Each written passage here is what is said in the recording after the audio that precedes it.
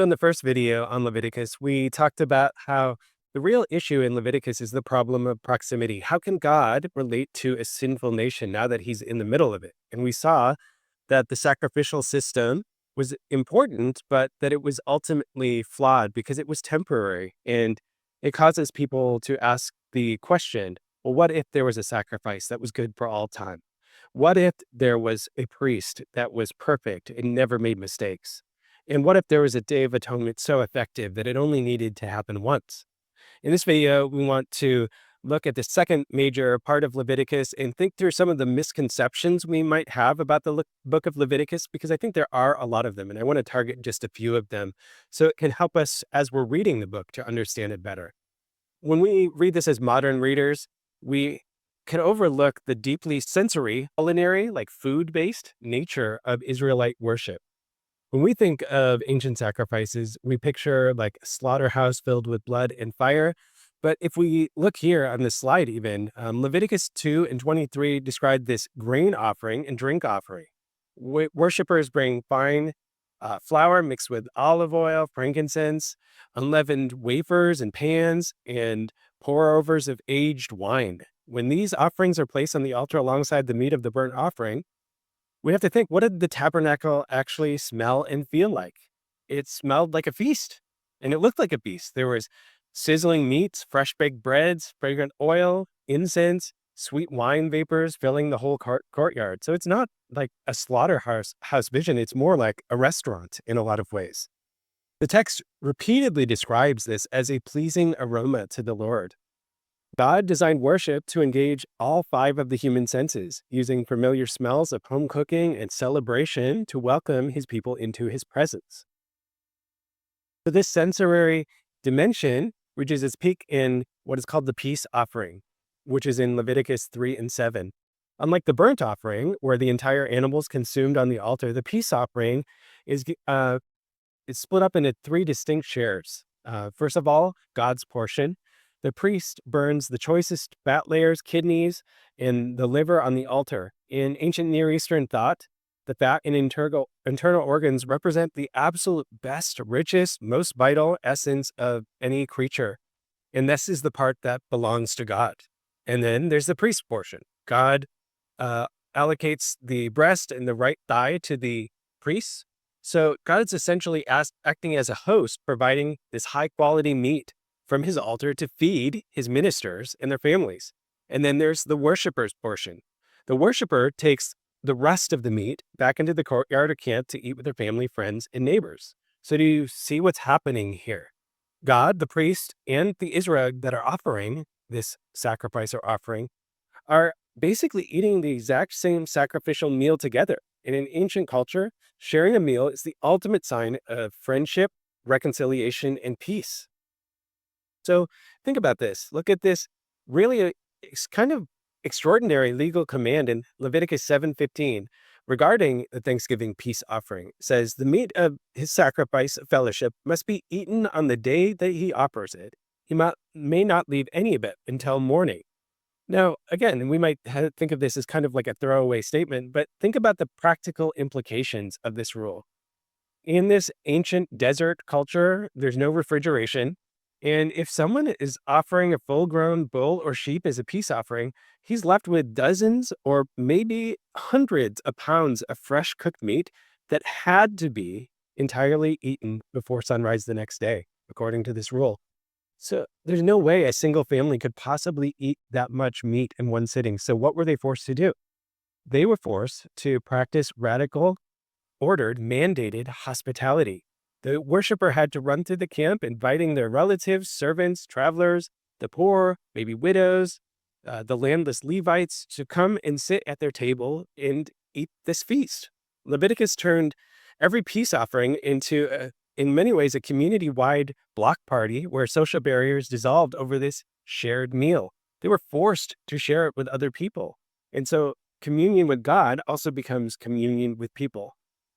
And this reveals a really big theological distinction between Israel and the surrounding pagan nations. In ancient Egyptian, Canaanite, and Mesopotamian religions, sacrifices were transactional.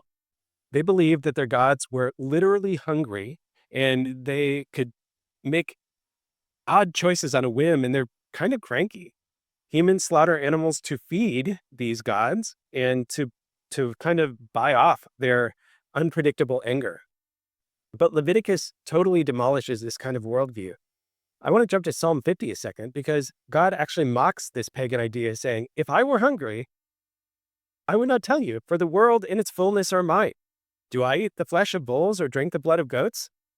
If we think that this is what Leviticus is asking, we see that the Psalms tell us very clearly that it's not what God is after. He's not trying to be like these pagan gods and goddesses.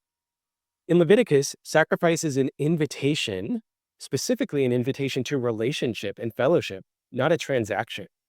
God doesn't need our food. He owns the universe. Instead, he uses the sacrificial table as a kind of divine hospitality. He invites fragile humans to draw near, to break bread in his presence, and experience covenant peace with their creator. So now let's tackle one of the most brilliant literary and theological paradoxes in the book of Leviticus. Consider kind of two things side by side that are unusual when you stop to think about them. In Leviticus 11:39, if an Israelite walks into a pasture and touches the dead body of a sheep that dies naturally, the person becomes unclean, ceremonially unclean. They're contaminated by death and temporarily excluded from the camp and God's presence. If we read Leviticus carefully, we see that people were basically constantly unclean. So many things can make you unclean. But in Leviticus 1, if an Israelite brings a healthy sheep to the tabernacle, they offer it on the altar, they cut up its body and burn it, then God declares that that dead sheep is a holy, pleasing aroma. So this kind of presents a question to us. Why is a dead sheep in a field considered something that's defiling and an abomination, while a dead sheep slaughtered on the altar is considered a holy gift? What's the difference between these two dead animals? The answer to this question reveals how ancient Israel understood this sacred space of the tabernacle and what was going on there. In biblical theology, God is the absolute source and author of life. Therefore, death is the ultimate antithesis, the ultimate negative of God. It's the signature mark of the curse, decay, and sin, those things that we talked about in Genesis. Because God is life, nothing associated with death is permitted to remain inside this sacred space. In Leviticus 10, the very second that Nadab and Abihu dropped dead inside the sanctuary, God doesn't allow their corpses to lie there for even a minute. He immediately commands that their cousins drag their dead bodies away from the sanctuary and carry them completely outside the camp, because death must be forcefully taken away, evicted from God's presence. So death is strictly forbidden in this sacred space. Why is an animal killed at the altar not forbidden? So let's look at this kind of three-stage movement. Leviticus is not an instruction manual for bringing dead things to an angry God, as we've already talked about. It's a ritual framework for transforming an earthly life into a heavenly gift. First of all, separation. Raw death and decay are outside of that camp. We talked about that. Transition. The animal is slaughtered right on the threshold, the doorway of the tent of meeting. The death itself is not the holy part. The slaughter is just the swift, quick, necessary mechanism to release the lifeblood and prepare the offering. But then, finally, most importantly, ascension. As the pieces are placed on the altar fire, the animal undergoes a transformation.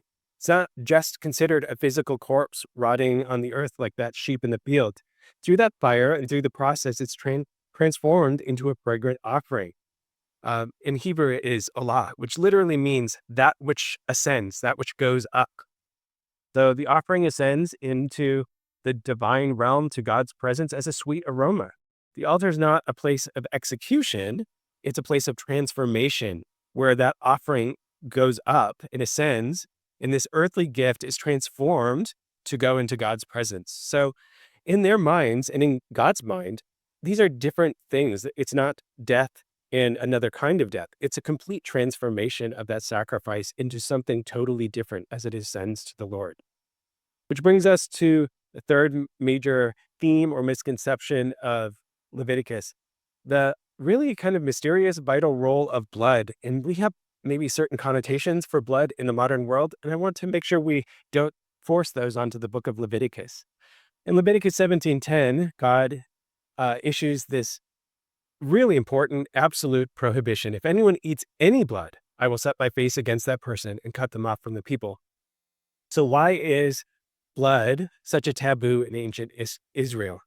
Because in Leviticus, there's a really sharp distinction between human consumption and divine cleansing. What is blood for, and why is it for that thing?